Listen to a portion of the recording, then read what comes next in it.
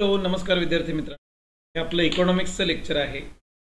2 दिवस लेक्चर झालेलंच नाही आहे, त्याच्यामुळे तुम्ही असं काही कन्फ्यूज. हे 15वं लेक्चर आहे. मध्यंतरी लेक्चर्स नव्हते, त्याच्यामुळे अचानकच विद्यार्थ्यांचे मला मेसेजेस आणि कॉल आले. परत सगळ्या व्हिडिओजमधून मी सांगत मला काहीही झालेलं नाही आहे.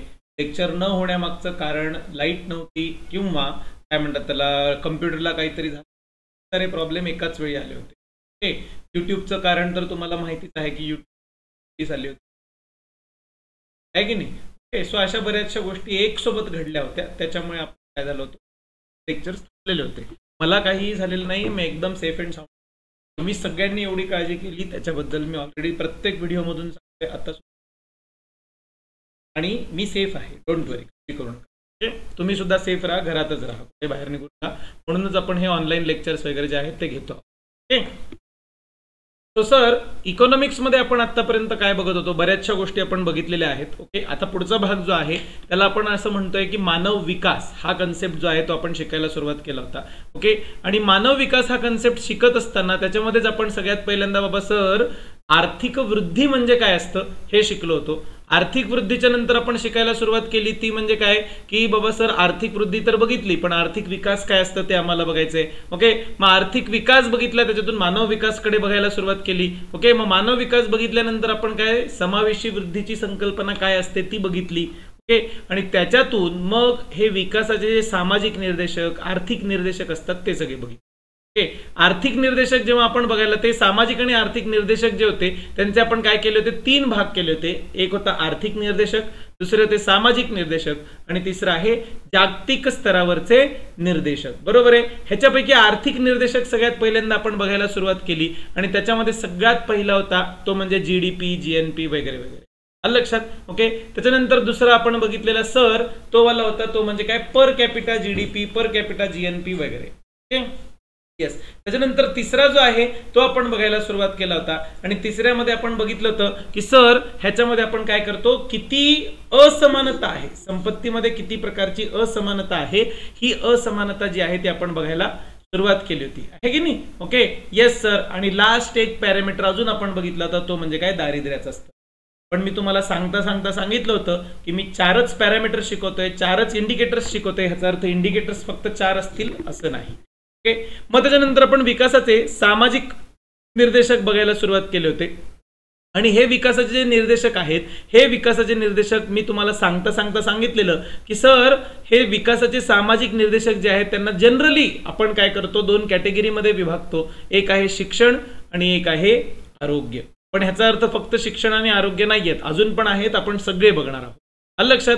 ओके सर, शिक्षणाचे निर्देशक तुम्ही आम्हाला काय केले होते सांगायला सुरुवात केली होती, आणि त्याच्यानंतर आम्ही पुढचे निर्देशक जे आहे ते बघायला सुरुवात केली होती. शिक्षणामध्ये तुम्ही सांगितलं होतं की सर म्हणजे साक्षरता किती आहे, मग वेगवेगळ्या वयोगटामधले शाळेमध्ये जाणारे मुलं कोणते कोणते आहेत, शाळेमध्ये उपस्थिती किती असते, एनरोलमेंट किती आहे की नाही, किती प्रमाणामध्ये गळती, त्याला ड्रॉपआउट रेशो म्हणतात, तो किती आहे, विद्यार्थी आणि शिक्षक यांचं प्रमाण कसं आहे. मी 2-3 एनजीओची नावं सुद्धा सांगितली होती तुम्हाला, प्रथम वगैरे सारख्या, आहे की नाही, की ज्यांनी स्वतंत्र इंडिकेटर्स जे आहेत ते काय केलेले आहेत, विकसित केलेले आहेत. बरोबर आहे. मग आरोग्यविषयक निर्देशक जे आहेत ते आपण बघायला सुरुवात केली होती, आणि आरोग्यविषयक निर्देशक बघत असताना आपण अर्भक मृत्यूदर, बाल मृत्यूदर, माता मृत्यूदर, पोषणाचा दर्जा, स्वच्छतेची स्थिती, या सगळ्या ज्या गोष्टी आहेत त्या आरोग्यविषयक निर्देशकांमध्ये येतात, हे आपण बघितलं. बरोबर आहे. जन्माच्या वेळी किती आयुर्मान आहे, एकाने मला फोन करून विचारलं, सर व्हॉट्सअप करा शक्यतो. तो सर हे काय म्हणतात, जन्माच्या वेळेसचं आयुर्मान म्हणजे नेमकं काय. जन्माच्या वेळेस तर प्रत्येक बाळाचं वय 1 दिवस असंच असतं ना, आहे की नाही. अरे जन्माच्या वेळेसचं वय नाही विचारलंय, जन्माच्या वेळेसचं आयुर्मान म्हणजे एखादं बाळ जन्माला येतं तेव्हा तो किती वर्ष जगेल याची शक्यता, म्हणजे त्यावेळी देशामध्ये सरासरी आयुष्य किती आहे सगळ्यांचं, असं. आलं लक्षात. ओके सर, समजलं आम्हाला. सो ह्या सगळ्या गोष्टी मी तुम्हाला सांगितलं होतं की एवढं सगळं आपण बघितलं होतं लास्ट लेक्चरमध्ये. ओके, एवढ्यावरतीच थांबायचं नाहीये. ओके, जेव्हा तुम्ही अजून अभ्यास करता तेव्हा तुम्हाला दिसून येतं ऑटोमॅटिकली की अरे सर ते स्टंटिंग, वेस्टिंग अशासारख्या बऱ्याचशा, मी लास्ट लेक्चरमध्ये हे शब्द वापरले होते. तुमच्यापैकी किती जणांनी गुगल केले मला माहिती नाही. ओके, किती जणांनी गुगल केले त्यांनी टाका बरं कमेंटमध्ये, मी केले असं. लक्षात. Okay yes. सो हे स्टंटिंग वेस्टिंग यासारखे कितीतरी गोष्टी होत्या ज्या गोष्टी आपण काय केल्या होत्या ह्याच्यामध्ये शोधून काढल्या होत्या की बाबा स्टंटिंग काय असतं, वेस्टिंग काय असतं, नाही. हे सुद्धा एक प्रकारचे आरोग्यविषयक निर्देशक आहेत. हे आपण काय केलं होतं, बघितलं होतं. बरोबर आहे. Okay yes sir. त्याच्यानंतर आजपासून आपल्याला पुढचा निर्देशक जो आहे तो बघायचा आहे, तो म्हणजे काय, लोकसंख्या वाढीचा दर. चालेल. सो सुरू करूया. लोकसंख्या वाढीचा दर नेमकं काय असतं. लोकसंख्या वाढीच्या दरावरून आपल्याला काय समजतं, देशाच्या कोणत्या मानव विकासाच्या कोणत्या गोष्टीबद्दलचे मुद्दे जे आहेत ते आपल्याला समजतात, आहे की नाही. ओके सो ते वाले मुद्दे जे आहेत ते आपण बघा. देशाचा जो आर्थिक विकास असतो आणि लोकसंख्या वाढीचा जो दर असतो यांचा परस्पर खूप संबंध असतो. म्हणजे सर जर पारंपरिक आपण समाज बघितला, पारंपरिक म्हणजे जुन्या काळापासून जो चालत आलेला आहे तो, लक्षात, जुन्याच पद्धतीने राहत असलेला, लक्षात. ओके सो किंवा पारंपरिक समाज म्हणा किंवा अल्प विकसित, न्यून विकसित किंवा व्हेरी लेस डेव्हलप्ड अशा प्रकारचा जर समाज कम्युनिटी आपण बघायला सुरुवात केली, ओके, तर अशा प्रकारच्या कम्युनिटीमध्ये एक आपल्याला जनरल प्रॉब्लेम दिसून येतो. तो म्हणजे काय की लोकसंख्या वाढ खूप वेगाने होत असते. आलं लक्षात. Okay yes sir. लोकसंख्या वाढ जी आहे याच्याबद्दल एक ग्राफ पण तुम्हाला माहिती असेल. ओके तो ग्राफ तुम्हाला सगळ्यांना माहिती पाहिजेच आहे ऍक्च्युली. आलं लक्षात.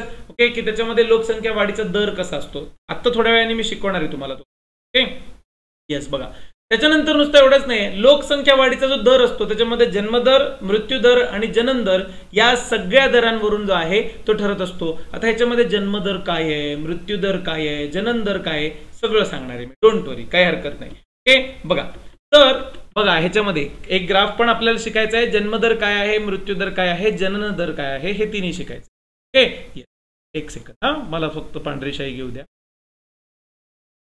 तर सगळ्यात पहिल्यांदा जन्मदर म्हणजे काय. ओके बाय डिफॉल्ट एक गृहीत धरलं जातं की दर 1000 लोकांच्या मागे, युजली हे जे दर वगैरे काढले जातात ना, जन्मदर, मृत्यू दर आहे की नाही, हा कितीतरी ठराविक लोकसंख्ये मागे काढावा लागतो. मग काही इकॉनॉमिस्ट लोक आहेत ते दर 100 लोकांच्या मागे किती लोक जन्मले मग टक्केवारीमध्ये डिक्लेअर करणे. ओके काही लोक पर 1000 असं डिक्लेअर करतात, काही लोक पर लॅक म्हणजे दर 1 लाख लोकांच्या मागे किती लोकांचं काही ठराविक पॅरामीटर जो आहे तो काढतात. ओके फॉर एक्झाम्पल आता जन्मदर आहे. ओके युजली आपण जन्मदर जो आहे तो 1000 लोकांच्या मागे गृहीत धरतो, तुम्ही आम्ही भारताच्या अर्थशास्त्र. ओके पण असं नाही आहे की जगभरातले सगळे अर्थशास्त्रज्ञ असंच घेतील. ओके कुणी दर 100च्या मागे किती जन्माला येतात ते बघू शकतं, कुणी दर लाखाच्या मागे किती जन्माला येतात ते बघू शकतं. ओके सो तुम्ही लोक जर इथून पुढे बघणार असाल, तुम्ही लोक जर इथून पुढे हे करणार असाल, काय म्हणतात त्याला, जागतिक पातळीवरच्या काही बातम्या वगैरे हँडल करणार असाल तर तुम्हाला माहिती पाहिजे की जन्मदरचे सुद्धा वेगवेगळे प्रकार असतील. आलं लक्षात. ओके सो सर समजलं आम्हाला दर 1000 लोकसंख्येच्या मागे किती बालकांचा जन्म झाला, याला म्हणलं जातं जन्मदर. ओके सर समजलं आम्हाला. त्याच्यानंतर दुसरा मृत्यूदर सेम टू सेम आहे, दर 1000 लोकांच्या मागे किती लोकांचा मृत्यू झाला. आलं लक्षात. सर समजलं आम्हाला. जनन दर काय आहे, आलं लक्षात. जनन दर जो आहे तो दर मातेच्या मागे किती बालक आहेत, म्हणजे एका मातेला किती अपत्य आहेत, ओके याला म्हणतात जनन दर. ओके समजलं. सर इंग्लिश नावं सांगता का आम्हाला. जन्मदर म्हणजे बर्थ रेट, मृत्यूदर म्हणजे डेथ रेट आणि जनन दर म्हणजे फर्टिलिटी रेट. आलं लक्षात. ओके जर समजलं सर आम्हाला. सो दर मातेच्या मागे, आता फॉर एक्झाम्पल तुमच्या घरामध्ये युजली सगळ्यांच्या घरामध्ये असं असतं, बाबा असतात, आई असते आणि तुम्ही दोघं जण असतात. आलं लक्षात. ओके ह्याच्यातून बाबांना कट करून टाकायचं. एका आईच्या मागे किती अपत्य आहेत, 2 अपत्य. विषय. ओके मग या घरातल्या या महिलेची फर्टिलिटी रेट काय झाली, 2. काही महिलांना 3 असतात, काही महिलेला 1च असतं, काही महिलेला 4 असतात. असं करता करता सर्वसाधारणपणे आपल्या देशाचा जो फर्टिलिटी रेट येतो तो 2.3 2.4च्या आसपास काहीतरी येत असतो. आलं लक्षात. ओके एक काळ असा होता की हा फर्टिलिटी रेट 5 6 असा वगैरे होता. ओके बघा तुम्ही तुमच्या ओल्ड फॅमिलीज मध्ये तुमच्या पॅरेंट्स किंवा त्यांच्या सुद्धा पॅरेंट्सला विचारा, आजी आजोबांना, की तुम्हाला किती भावंड होती. ते सांगतील तुम्हाला की आम्ही 6 जण होतो, आम्ही 7 जण होतो, आम्ही 5 जण होतो. लक्षात. ओके तुम्हाला माहिती असेल तर कमेंट मध्ये सांगा पटकन की सर हो आमच्या आजोबा जे आहेत ते 5 भावंड होते किंवा आजी लोकांच्या घरामध्ये त्या सगळ्या 6 बहिणी होत्या वगैरे. लक्षात. ओके तुम्हाला माहिती पाहिजे की सर हा फर्टिलिटी रेट, जन्मदर, मृत्यूदर जो आहे तो अशा पद्धतीने काय केला जात असतो, मोजला जात असतो. आलं लक्षात. Okay yes. त्याच्यानंतर पुढे आता हे सगळं जे आहे जनन दर मृत्यू दर वगैरे जो आहे हा सगळा भाग जो आहे तो आपण काय करतोय बघत आहोत आहे की नाही. ओके, एक सेकंद हे क्लीन करूया. तर ह्याच्याशिवाय अजून काही गोष्टी पण असतात का, जसं जनन दर मृत्यू दर वगैरे असतो. तुम्ही एक ग्राफ सांगणार होतात सर आम्हाला लोकसंख्या वाढीबद्दल आहे की नाही. ओके, नंतर आपण लोकसंख्या हा सेपरेट चॅप्टर शिकणार आहोत तेव्हा सुद्धा हा ग्राफ शिकायचाच आहे, पण आता सुद्धा तुम्हाला शिकवतो. ओके, नीट बघा बरं का.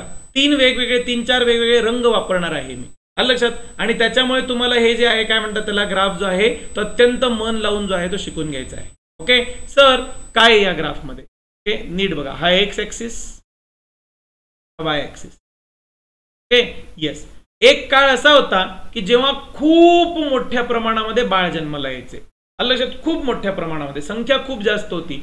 दर लोकसंख्येच्या मागे म्हणजे काय म्हणतात त्याला टोटल लोकसंख्येच्या टक्केवारीनुसार बोलायचं झालं तर बर्थ रेट जो होता तो खूप हाय होता, लक्षात. असं नागमोडी का काढताय, थोडं कमी जास्त होत असतं ना, आहे की नाही. ओके, मग त्याच्यानंतर झालं असं की लोकांमध्ये अवेअरनेस वाढायला सुरुवात झाली आणि बर्थ रेट जो आहे तो काय व्हायला लागला, ड्रॉप व्हायला, लक्षात. ओके येस, थोडासा जास्त लवकर ड्रॉप करून तो परत ग्राफ काढावा. ओके येस, बघा परत एकदा सांगतोय तुम्हाला. हा एक्स ऍक्सिस, हा वाय ऍक्सिस. ओके, या वाय ऍक्सिस एक्स ऍक्सिस वरती आहे टाइम.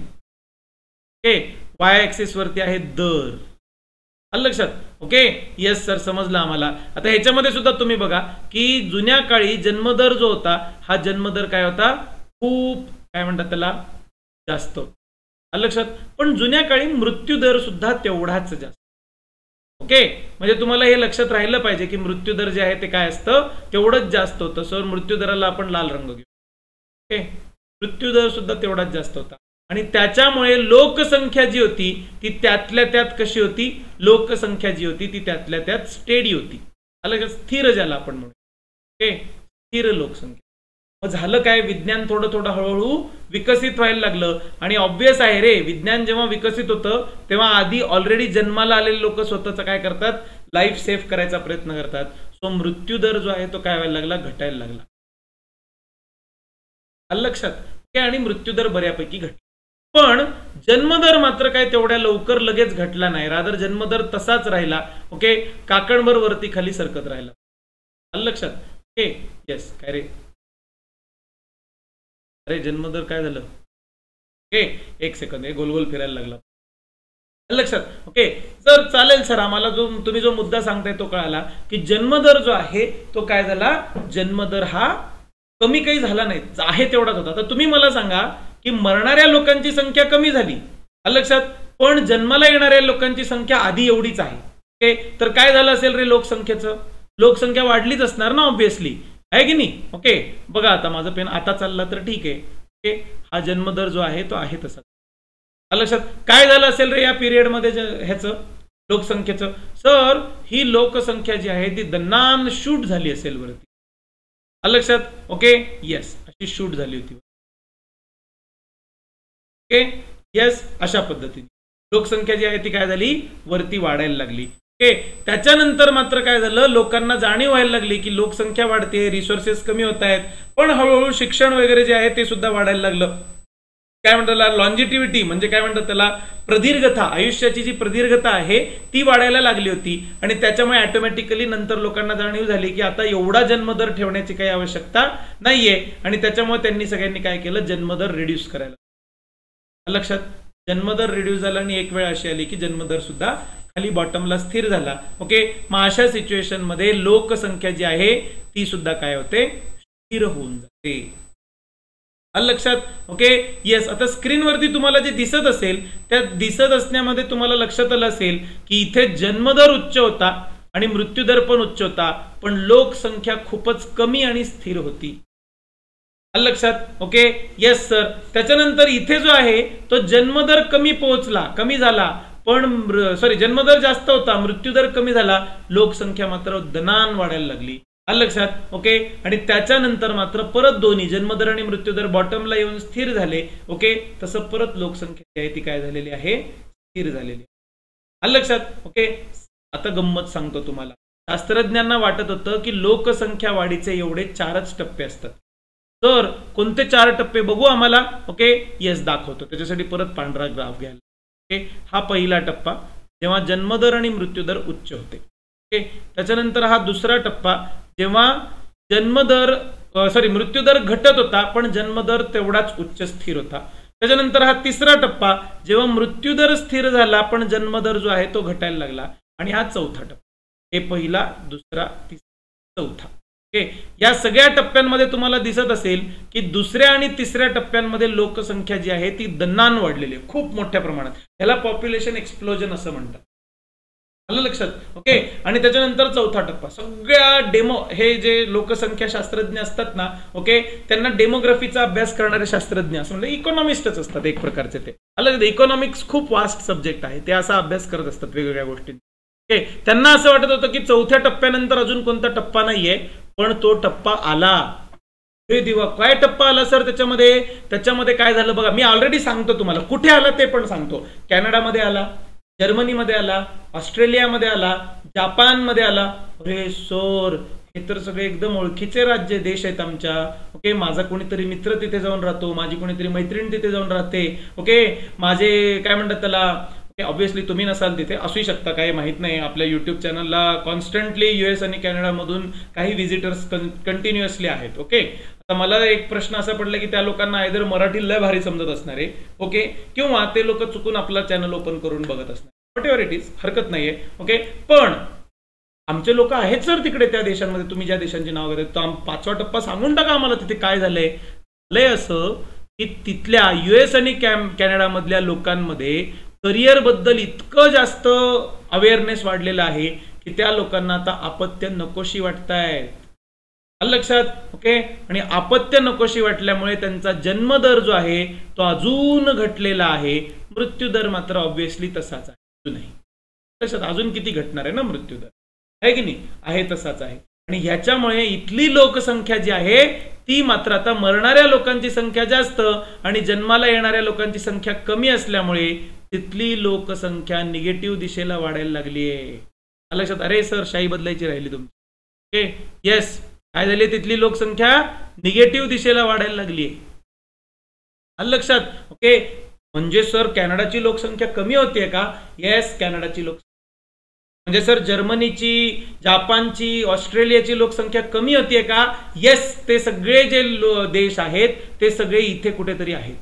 तर आपला भारत कुठे? आपला भारत इथे कुठेतरी पोहोचलाय आता. ओके, लवकरच आता आपल्या भारताची लोकसंख्या स्थिर होऊन जाईल. लक्षात? ओके, बरं सर, समजलं आम्हाला.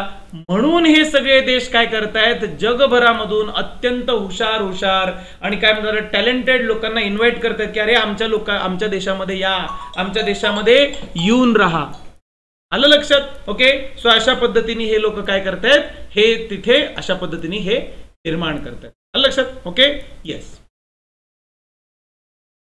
तो हा जो पाचवा टप्पा जो दिसतोय ना आपल्याला, हा इथला हा पाचवा टप्पा, ज्याला आपण पॉप्युलेशन डिक्लाइनचा टप्पा म्हणतो. ओके, तो टप्पा काही देशांमध्ये आता दिसायला लागलाय. तुम्ही वाय ॲक्सिस नावाच्या कंपनीचं नाव ऐकलं असेल, आहे की नाही? ओके, बघा तुम्ही सर्च करून बघा. एक खाजगी कंपनी आहे, असं काही नाहीये. ओके, आणि ही कंपनी काय करते, तर ही कंपनी अशा वेगवेगळ्या देशांमध्ये सेटल होण्यासाठी मदत करते वेगवेगळ्या लोकांना.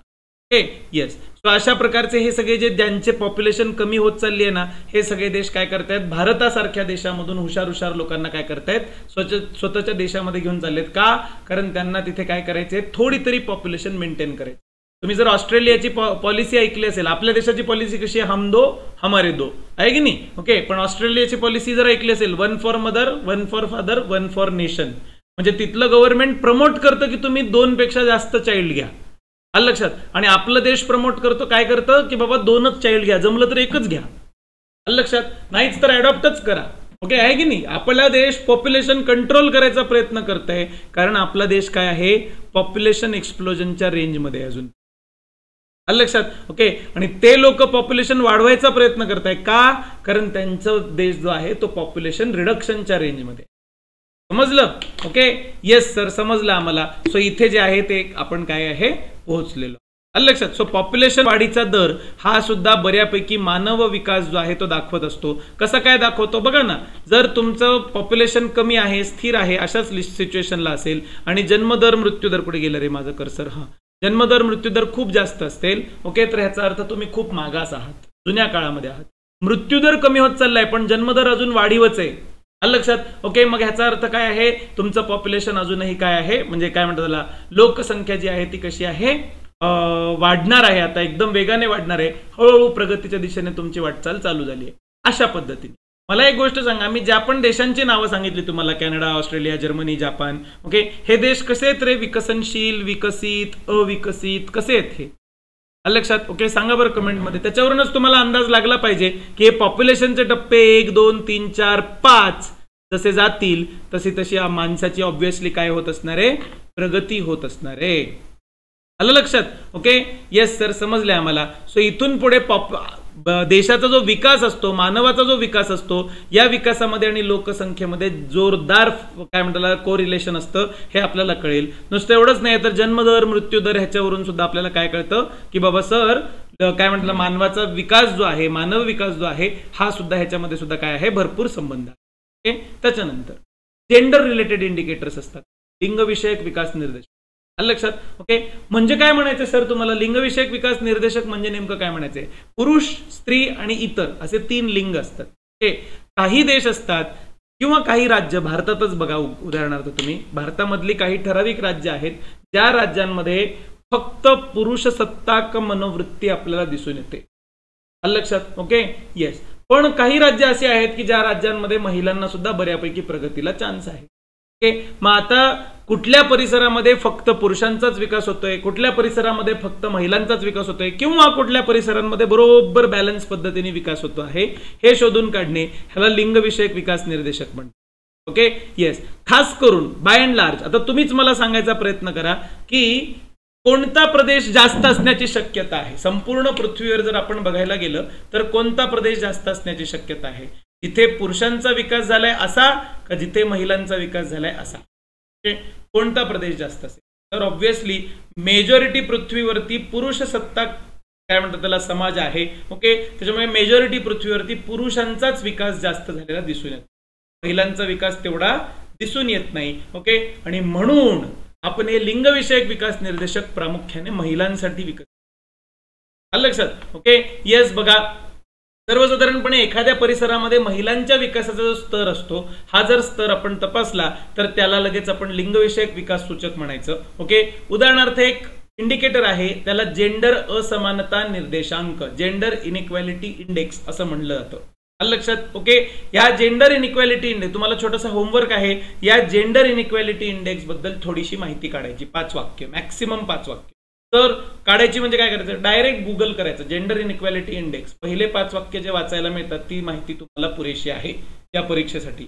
बघा, एक गोष्ट घ्या, तुम्हाला इकॉनॉमिस्ट नाही व्हायचंय, तुम्हाला स्पर्धा परीक्षा द्यायची आहे. आलं लक्षात? ओके, तुम्हाला जनरलिस्ट व्हायचंय, म्हणजे jack of all master of none असं व्हायचंय. ओके, म्हणजे याचा अर्थ तुम्हाला इकॉनॉमिक्स मधल्या प्रत्येक टर्मचे अर्थ माहिती पाहिजेत, पण अगदीच आतमध्ये जाऊन त्यांचे डिटेल्स माहिती नसले तरी चालतात. ओके, चला सर, चालेल, आम्ही जेंडर असमानता निर्देशांकाबद्दल माहिती काढू. ओके सर, तुम्ही आम्हाला टोटल अशा प्रकारचे हे निर्देशांक वगैरे सांगत असताना आतापर्यंत बरेच निर्देशांक सांग आहे की नाही. ओके, नुसतं एवढंच नाहीये, हे निर्देशांक वगैरे बघत असताना आपण अजून बऱ्याचशा गोष्टी सुद्धा बघितल्या की सर हे निर्देशांक कशा पद्धतीने काम करतात. ह्याच्यामध्ये तुम्ही वर्गीकरण सुद्धा केलं होतं, 3 प्रकारचं वर्गीकरण, की पहिले होते आर्थिक विकास दाखवणारे निर्देशांक, दुसरे होते सामाजिक विकास दाखवणारे निर्देशांक आहे की नाही, आणि तिसरे आता जे निर्देशांक आपण बघतो आहोत ते म्हणजे काय, जागतिक स्तरावरील विकासाचे निर्देशांक. हे जगाच्या पातळीवरती संपूर्ण पृथ्वीवरती काय केलेले आहेत, विकसित करण्यात आलेले निर्देशांक आहेत. कशासाठी विकसित केले? आता गंमत कशी आहे की एवढे वेगवेगळे निर्देशांक आहेत, कोणी जीडीपीच मोजते, कोणी जीएनपीच मोजते, कोणी कायच मोजते, सगळे देश वेगवेगळ्या पद्धतीने त्यांचे निर्देशांक लावायला लागले, तर जगाचा एक अंदाज घेणं मुश्किल आहे ना, आहे की नाही.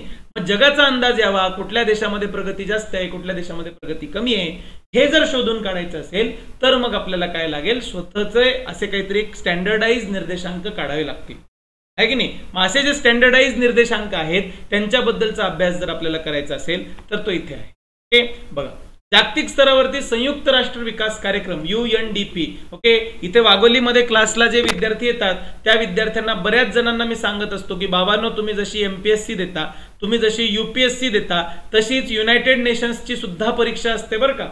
ओके, त्या युनायटेड नेशन्सच्या परीक्षेमध्ये मी कितीतरी जणांना सांगत असतो की UNDP ची परीक्षा द्या, UNEP ची परीक्षा द्या. ओके सर, UNDP झालं, UNEP झालं, युनायटेड नेशन्स वुमन्स प्रोग्राम नावाचा एक प्रोग्राम आहे. ओके, ह्याची परीक्षा द्या, देऊन बघा. ओके, का बरं ह्याचे तिन्हीचे सांगतोय? ह्याच्या मागचं सिंपल कारण तर हे आहे की ह्याच्यामधून सिलेक्शन झालं तुमचं, ओके, तर तुमची पोस्टिंग इंडियामध्येच होते. ओके, जर तुम्ही डायरेक्टली युनायटेड नेशन्स मध्ये पोस्ट झालात तर मग मात्र इंडिया किंवा कोणत्याही देशाच्या कॅपिटलमध्ये तुमची पोस्टिंग होऊ शकते. पण ते पण एक प्रकारचे खूप रेप्युटेड जॉब आहेत आणि त्याच्यामधून सुद्धा तुम्ही माणसांसाठी काहीतरी खूप एक्स्ट्रॉर्डिनरी करू शकता.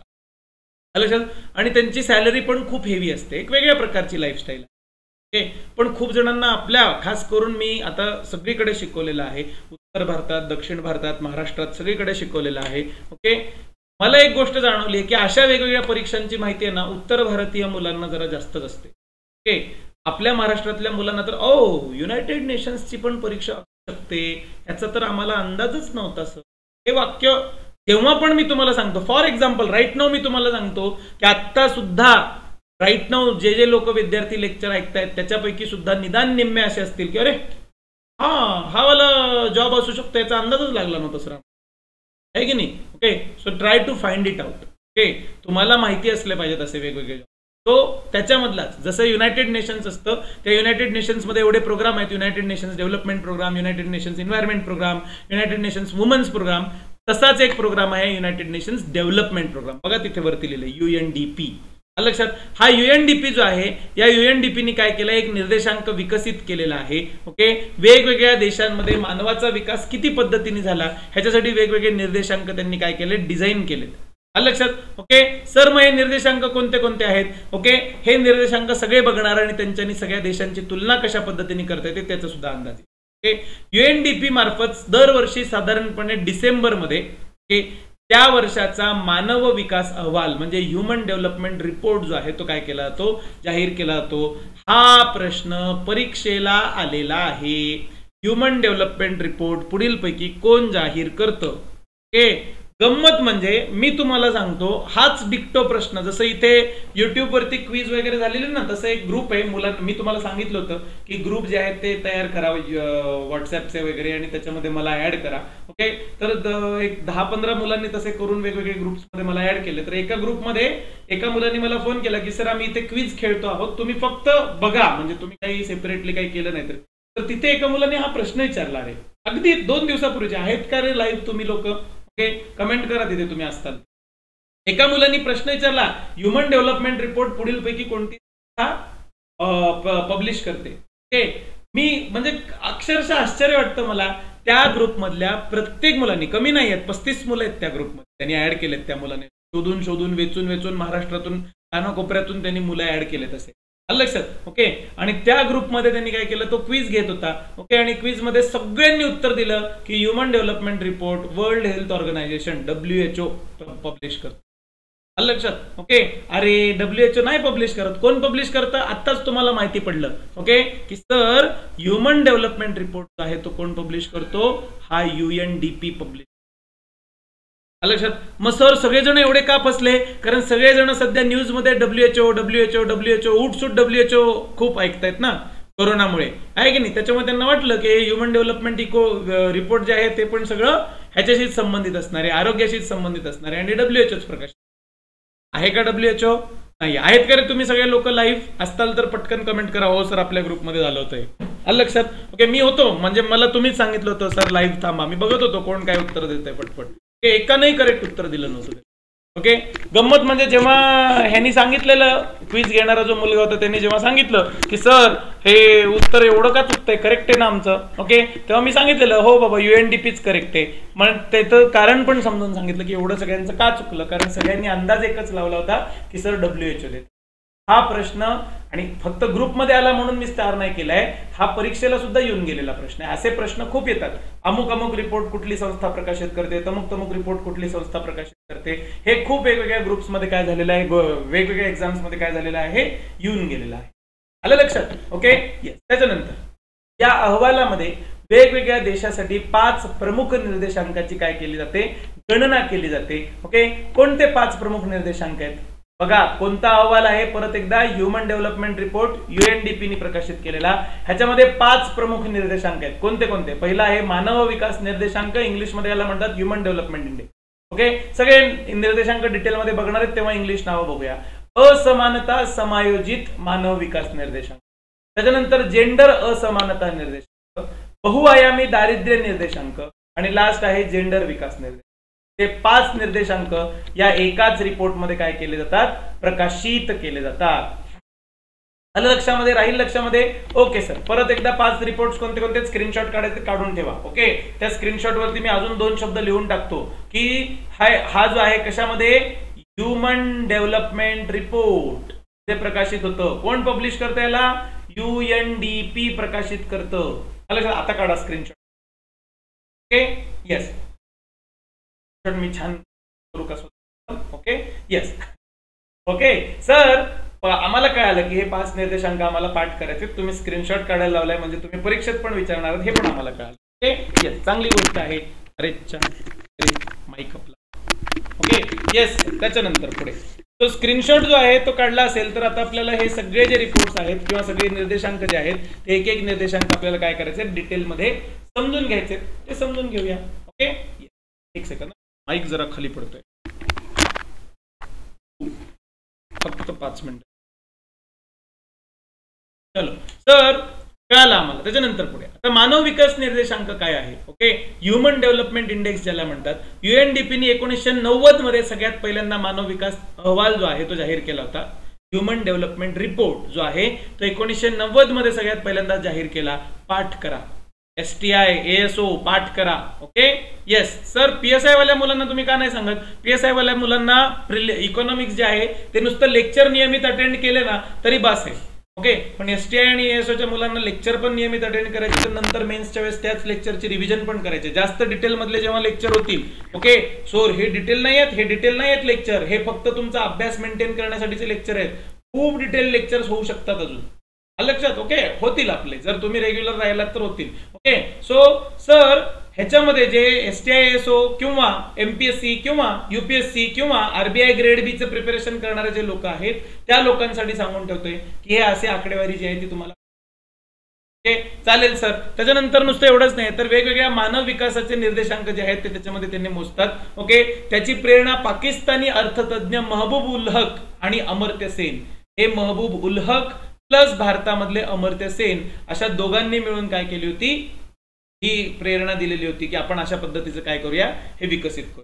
लक्षात, अमर्त्य सेन भारतीय आहेत बरं का. ओके, इथे फक्त पाकिस्तानी अर्थतज्ञ महबूब उल हक आणि भारतीय अर्थतज्ञ अमर्त्य सेन असं लिहायला पाहिजे होतं. लक्षात. ओके, त्याच्यानंतर महबूब उल हक जे आहेत यांना मानव विकास निर्देशांकाचे जनक संबोधलं जातं. ओके, पाठ करून ठेवा हे सुद्धा. मानव विकास निर्देशांकाचे जनक कोणाला म्हणलं? येस. त्याच्यानंतर 2010 मध्ये हा निर्देशांक ज्या घटकांवरून काढला जातो त्यात काही बदल करण्यात आले. Okay, yes. आणि त्यानुसार मानव विकास निर्देशांक 3 वेगवेगळ्या सेक्शन्स मध्ये मोजला जातो. 3 डायमेन्शन्स आहेत त्याला. ओके, आणि त्या 3 डायमेन्शन्स मध्ये मिळून टोटल 4 इंडिकेटर्स आहेत. Okay, yes sir. कोणते कोणते 3 डायमेन्शन्स आहेत बघा. सगळ्यात पहिल्यांदा दीर्घ आणि आरोग्यमय जीवन. देशाचा आरोग्याचा स्तर मोजण्यासाठी आयुर्मान हा निर्देशक वापरला जातो. दुसरं, ज्ञान. देशाचा शैक्षणिक स्तर मोजण्यासाठी 2 निर्देशक मासतात. ओके, पहिलं असतं 25 वर्षापेक्षा, 35 नाही, हे 35 का बरं आलं सर मग तुमच्या तोंडामध्ये? परीक्षेमध्ये प्रश्न येऊन गेलेला आहे आणि तेव्हा ऑप्शन विधान सत्य असत्यमध्ये विचारलं होतं आणि तिथं 35 हा ऑप्शन होता. लक्षात. ओके, आणि मी चूक करून आलेलो आहे, 35 ला राईट म्हणून टिक करून आलेलो आहे. 35 राईट आहे का? नाही. काय आहे? 25. लक्षात. ओके, बघा किती 8-9 वर्षापूर्वी केलेली चूक मला अजूनही लक्षात राहते. ओके, सो चूक करणं डेफिनेटली परवडत नसणार आहे. मला जोरदार झटका लागणार असणार आहे त्या चुकीचा, म्हणून मला एवढी लक्षात राहिली आहे. तुम्ही आता चुका करू नका. ओके, मला जाणीव आहे की या स्लाइडवरचा फॉन्ट एवढा छोटा झालाय. ओके, पण चिल घ्या, आता अभ्यास करा, आवाज येत असेल तुम्हाला. Okay, yes sir. So sir पहिल्यांदा जर तुम्ही सांगितलं आम्हाला काय मोजायचं होतं, आरोग्य मोजायचं होतं. आरोग्य मोजण्यासाठी काय करतात? जन्माच्या वेळेचं आयुर्मान मोजतात. Okay, yes sir. ज्ञान मोजण्यासाठी 2 गोष्टी मोजतात असं तुम्ही सांगितलं. पहिलं आहे ते म्हणजे काय? 25 वर्षापेक्षा जास्त वयाचं सरासरी शालेय वर्ष. ओके, म्हणजे ज्या लोकांचे 25 वर्ष पूर्ण झालेत त्यांनी सरासरी किती वर्ष शाळा पूर्ण केली लक्षात. ओके सर, शालेमध्ये मग ते 11वी-12वीचं कॉलेजमध्ये की नाही मोजायचं. सर त्यांचं ग्रॅज्युएशनचं कॉलेजमध्ये नाही मोजायचं. जर 25 वर्षाच्या आत केलेलं असेल तर मोजायचं लक्षात. Okay yes. आणि त्या लोकांनी काय करायचं, 25 पासून तर जेवढे लोक जिवंत असतील तेवढे सगळे वयाचे 25 वर्षापासून वरचे सगळे ओके, या सगळ्यांचं सरासरी शालेय वर्ष मोजायचं आणि त्याला म्हणायचं indicator number 1, educational indicator number 1. समजलं. ओके सर, मग 25 वर्षापेक्षा लहान मुलांचं काहीच नाही मोजायचं ना, त्यांचं सुद्धा मोजायचं. त्यांचं मोजणं थोडं सोपं आहे का? सोपं नाही, थोडं अवघड आहे का? कारण ते अजून शिकतायत ना. या वर्षी जे शिकतायत ते पुढच्या वर्षी शिकतीलच याची खात्री असते का? नाही लक्षात. आणि म्हणून त्यांना अपेक्षित शालेय वर्ष, एक्सपेक्टेड इयर्स ऑफ स्कूलिंग असं एक नवीन टर्म जे आहे ते विकसित केले जाते, जी 18 वर्षापेक्षा कमी मुलांची आपण मोजतो लक्षात. ओके सर, मग हे मधले 18 ते 25 वाले लोक त्यांना ह्युमन डेव्हलपमेंट इंडेक्सनी काय केलेलं आहे, वाऱ्यावरती सोडून दिलेलं आहे लक्षात. Okay yes. सो शिक्षणाच्या निर्देशांकामध्ये या 2 गोष्टी मोजतात. तर परत एकदा सांगा, पहिली गोष्ट तर आपण ह्युमन डेव्हलपमेंट इंडेक्स बघतोय. हा ह्युमन डेव्हलपमेंट इंडेक्स ते पाकिस्तानी अर्थतज्ञांनी दिला होता आणि भारतामधले अमर्त्य सेन हे होते. Okay yes sir. आणि त्याच्यानंतर अजून एक गोष्ट म्हणजे काय की याच्यामध्ये टोटल 3 डायमेन्शन्स आहेत. एक होतं आरोग्य, त्याच्यासाठी सरासरी आयुर्मान, जन्माच्या वेळेचं सरासरी आयुर्मान घेतलं. दुसरं होतं ज्ञान, ह्याच्यासाठी 25 वर्षापेक्षा जास्त लोकांचं सरासरी शालेय वर्ष आणि 18 पेक्षा खालच्यांचे अपेक्षित शालेय वर्ष, अशा 2 गोष्टी ज्या आहेत त्या काय केल्यात आम्ही मोजलेल्या आहेत. ओके. आणि आता तिसरं डायमेन्शन जे आहे त्याला म्हणतात चांगलं जीवनमान. ओके, तुम्हीच मला सांगा चांगलं जीवनमान कसं, एखादा व्यक्ती चांगल्या पद्धतीने जीवन जगतो की नाही हे कसं कळेल, हे कुणीही सांगा. तर तुम्हीच मला सांगा ना. फॉर एक्झाम्पल मी 2 चित्र काढतो, कुणाचं आयुष्य चांगलं असेल ते ओळखायचा प्रयत्न करू. ओके, ह्याचं नाव आहे गबरू. ओके, ह्याचं नाव आहे ढबरू लक्षात. हा गबरू जो आहे, हा गबरू आहे महिन्याला 5,000 रुपये कमवतो लक्षात. आणि हा डबरू जो आहे हा महिन्याला 50,000 रुपये कमवतो. Okay yes. तुम्हीच मला सांगा, जी चं आयुष्य जास्त काय म्हणतात चांगलं असेल का डी चं आयुष्य, डी फॉर गबरू डी फॉर डबरू, कुणाचं जास्त आयुष्य चांगलं सांगा पटकन चॅट बॉक्स लक्षात. ओके सर, जर इन्कम वाईज बघायला गेलं तर स्पष्ट कळतं की ढबरूचं आयुष्य जास्त चांगलं असणार आहे. ऑब्विस आहे की त्याचं घर बरं असणार आहे, घराला प्लास्टर बिस्टर असेल की कदाचित लक्षात. नाही घराला प्लास्टर बिस्टर असतं, भाड्याच्या घरात राहत असला फॉर एक्झाम्पल तो, तरी त्याचं भाड्याचं घर सुद्धा बेटरच असणार आहे गबरूपेक्षा लक्षात. ओके सो एखादा व्यक्ती किती कमवतो ह्याच्यावरून त्याच्या थोड्याशा जीवनमानाचा थोडासा अंदाज लावतो. असं नाहीये की प्रत्येकच वेळी अंदाज लावता येतोच. ओके, पण स्टील 99% केसेसमध्ये जे व्यक्ती चांगली कमाई करत असतात त्या व्यक्तींचं आयुष्यमान चांगलं असतं लक्षात.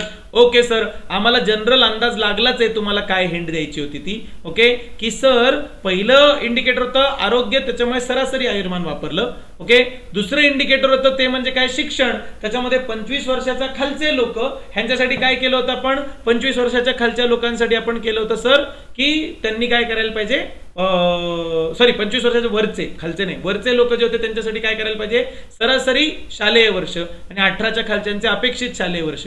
आणि आता तुम्ही तिसरं इंडिकेटर सांगायला चालू केलं ते म्हणजे काय, चांगलं जीवनमान. चांगल्या जीवनमानमध्ये काय करतात, दर डोई स्थूल राष्ट्रीय उत्पन्न पर कॅपिटा GNI.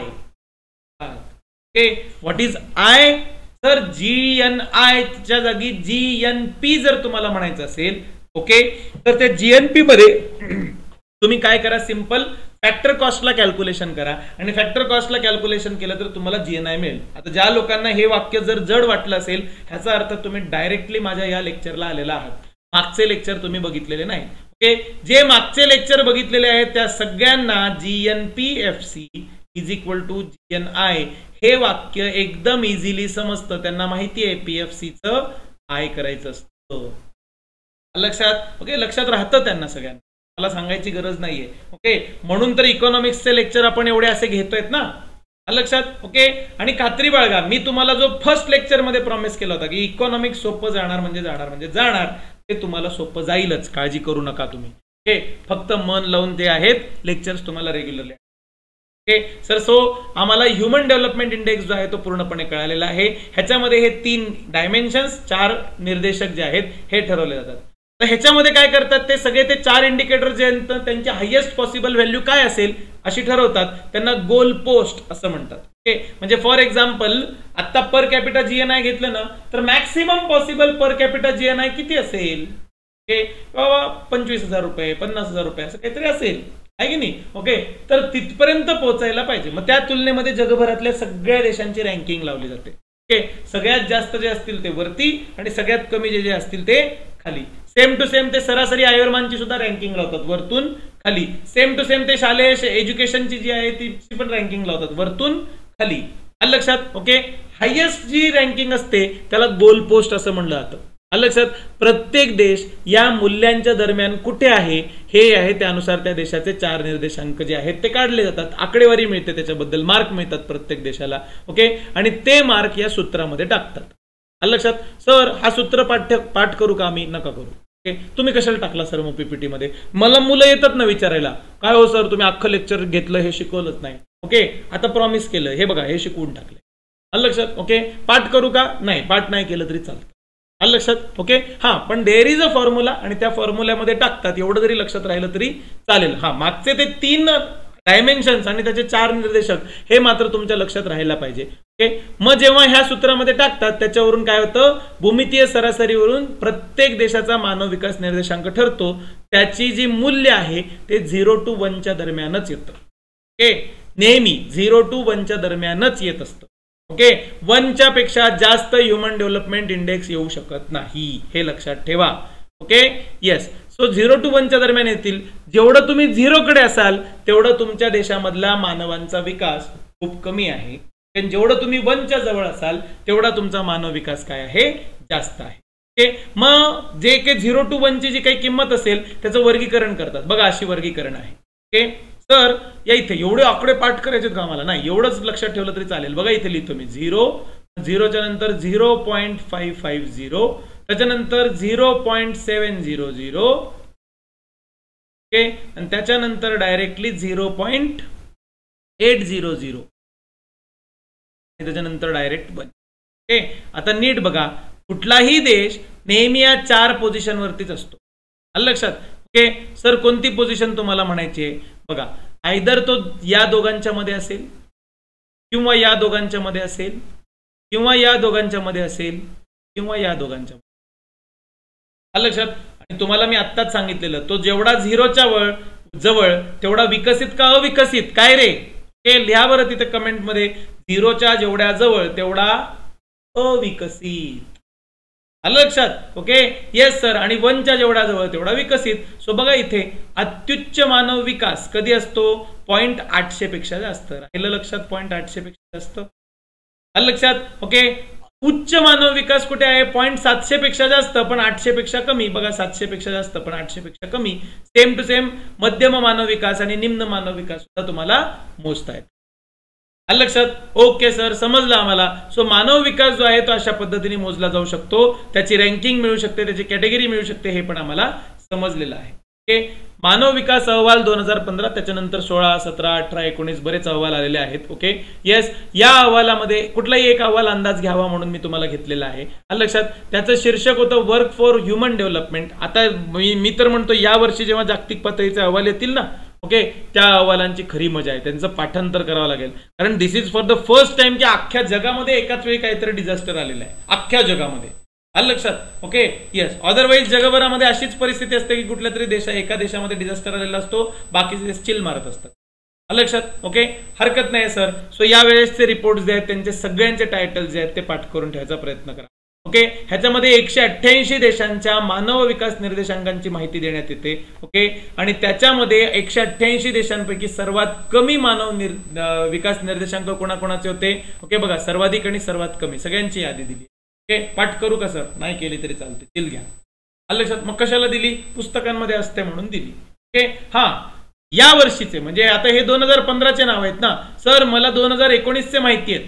मग मी ते पाठ करू का? येस. 2019चे पाठ करून टॉपचे जे आहेत ते 3 पाठ करून ठेवा. बॉटमचे जे आहेत ते 3 पाठ करून ठेवा. शिवाय इंडिया, पाकिस्तान, चायना, नेपाळ, भूटान हे कुठे आहेत यांचा सुद्धा अंदाज घ्यायचा प्रयत्न करा. आलं लक्षात? ओके सर, आता आम्हाला समजलं की पुस्तकांमध्ये दिलेली गोष्ट नाही पाठ करायची आहे, पण त्याच्यावरून आम्हाला अंदाज लागतो की नेमकं काय पाठ करायचं. सो जेव्हा आता मानव विकास निर्देशांकाच्या बद्दल आर्टिकल येईल, कुठे येईल हो सर? युजली द हिंदू मध्ये येईल, महाराष्ट्र टाइम्स मध्ये येईल. महाराष्ट्र टाइम्स मराठी असतं बरं का.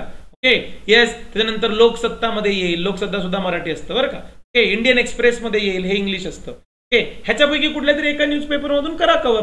सर मी 3 न्यूजपेपर वाचतो, काय फायदा नाहीये. ओके कुठला पण एक न्यूजपेपर सिरियसली वाचा, दुसरा न्यूजपेपर कंपॅरिझन साठी त्याच्यासोबत वाचा, आणि जर तुम्ही हे दोन्ही न्यूजपेपर मराठी निवडले असतील तर एक कुठला तरी इंग्लिश न्यूजपेपर. लक्षात? तरच तुम्हाला 3 पेपरची गरज आहे. ओके येस, हरकत नाही सर, कळाले आम्हाला की न्यूजपेपर मधून आता आम्हाला कुठली न्यूज फोकस करायची. बघा मला कोणीतरी प्रश्न विचारला होता की सर कुठली न्यूज वाचायची, काय न्यूज वाचायची, काय कळतच नाही कधी कधी. मी तुम्हाला सांगितलेलं आहे, जसा जसा तुम्ही अभ्यास करता, माझ्यासोबत 4 महिने राहा. तुम्हाला सगळ्या विषयांचा अभ्यास कसा करायचा हे पण कळेल. ओके करंट अफेअर्स कसे काढायचे हे पण कळतील, परीक्षेचं स्वरूप काय असतं हे पण कळेल. लक्षात? ओके सो त्याच्यासाठी तुम्हाला कोणावरती डिपेंडंट राहायची गरज नाही. पण आपल्याकडे कसं आहे, मुलांची घाईच जास्त असते. सर आधी हेच सांगा, मग तेच सांगा, मग तेच सांगा. ओके एवढं सांगितल्यानंतर थोड्या दिवसांनी परत दुसऱ्या सरांकडे जाऊन परत तेच प्रश्न जातो, हेच सांगा, हेच सांगा. ओके मी तुम्हाला सांगतोय 4 महिने सलग लेक्चर्स करा, मग तुम्हाला बरोबर अंदाज लागतो की काय असतं कसं.